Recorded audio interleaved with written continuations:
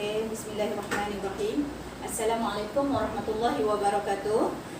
Saya Risma Diana binti Marija, 249372.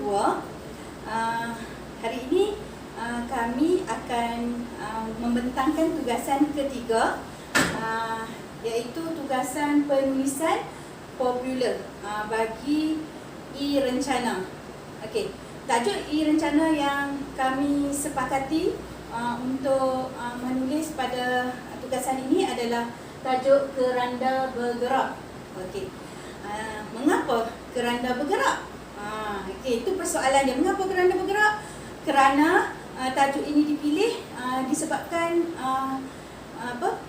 pengalaman dan isu-isu kemalangan yang semakin hari, saban bulan dan saban tahun meningkat dari semasa ke semasa. Jadinya kita kaitkan keranda bergerak ni dengan isu kemalangan lah. Okey, seterusnya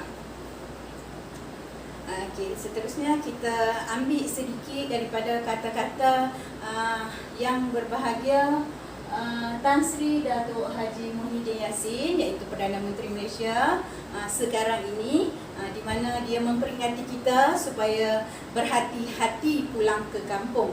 Okay, adalah ayat dia, sebabnya ini adalah ayat yang terkini pada 10 Jun 2020. Dia dah boleh rentas perjalanan, rentas negeri.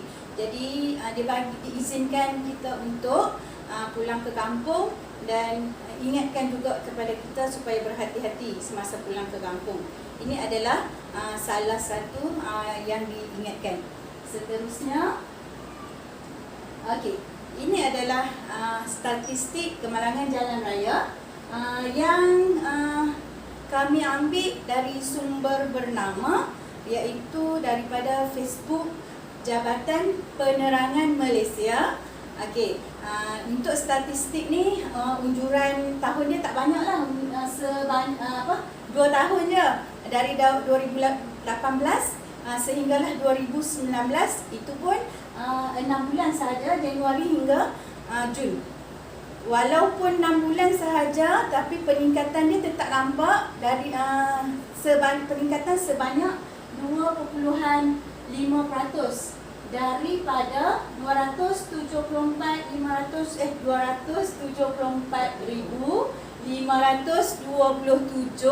meningkat kepada 281,527. Okey, dekat sini adalah dia bagi tahu ada 3 negeri yang mencatatkan jumlah kemalangan yang tertinggi.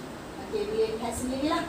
Okey, seterusnya slide yang keempat.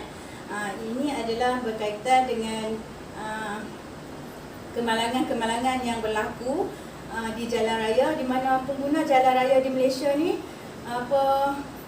dia tak menjaga pun keselamatan diri, nyawa dan harta benda. Saya tidaklah mengatakan kepada semua pengguna, tapi ada segelintir pengguna jalan raya ni masing-masing mengambil sikap sambil lewa, dan ada pula yang tergesa-gesa nak cepat dan sebagainya.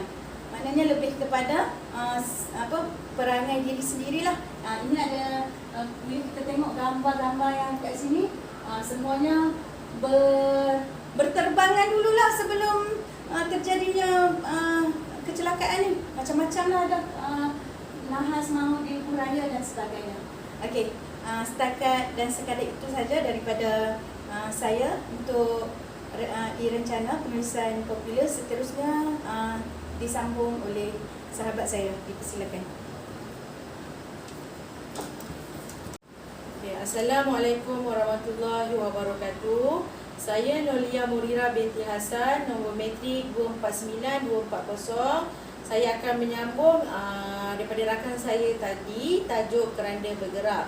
Okay, kalau diperhatikan daripada sini, kami petik daripada blog Tun, iaitu mantan Perdana Menteri kita.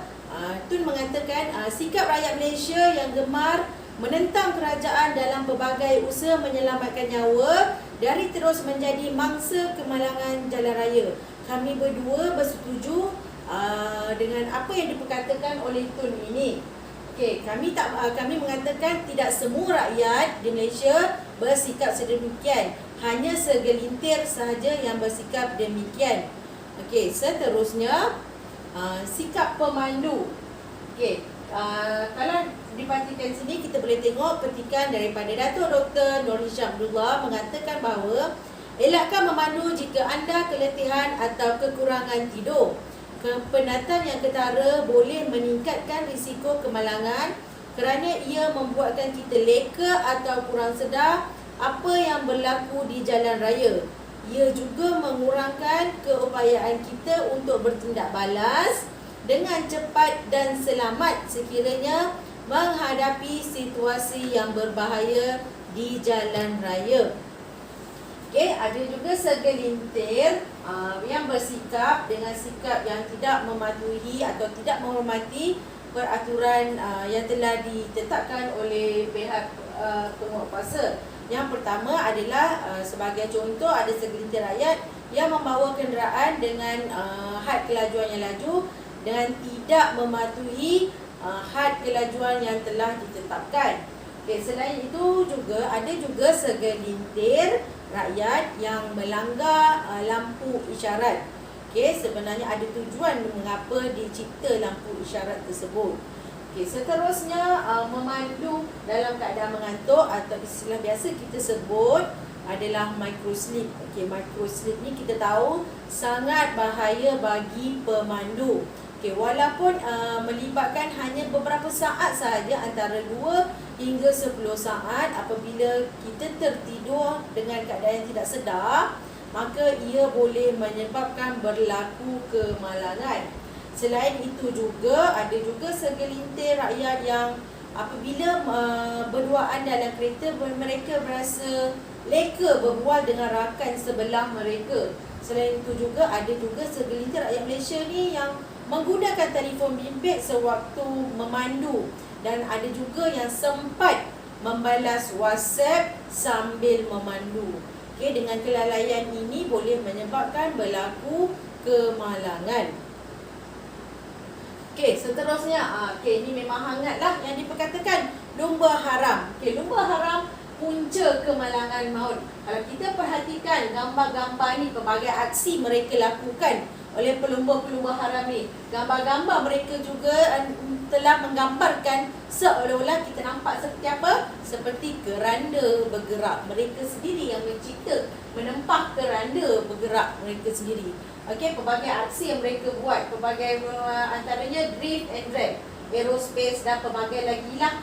Okey, cuba bayangkan kalau pemandu ataupun pemandu motosikal ni memandu had kelajuan 200 km, tiba-tiba ada kanak-kanak yang sedang melintas, boleh menyebabkan berlaku kemalangan pada kedua-duanya dan juga boleh menyebabkan kematian pada kedua-duanya. Okey, seterusnya pada hakikatnya kecelakaan jalan raya ini bukan sahaja menyebabkan kecederaan, malah menyebabkan banyak nyawa yang terkorban. Okay, juga telah memusnahkan alam sekitar dan kemudahan yang terdapat di jalan raya. Sebagai pengguna bijak, adakah anda mahu kenderaan yang dinaiki dikategorikan sebagai keranda bergerak? Okay, sudah tentunya kita tidak mahulah. Jadi, berhati-hatilah semasa memandu kerana ayat keramat yang selalu kita dengar iaitu pandu cermat jiwa selamat. Jadilah pengguna yang bijak yang sentiasa memandu secara berhemah dan ingatlah orang yang tersayang. Biar lambat asal selamat. Okey, sekian sahaja daripada saya. Bagi rakan-rakan yang ingin melihat penulisan popular kami yang bertajuk Keranda Bergerak ini, boleh layari di laman blog di mana rakan saya telah memasukkan dalam blog beliau, rismayanayukm.blogspot.com/2020/OS/tugasan ketiga. Sekian sahaja daripada saya. Wabillahi taufiq wa hidayah. Wassalamualaikum warahmatullahi wabarakatuh. Sekian, terima kasih.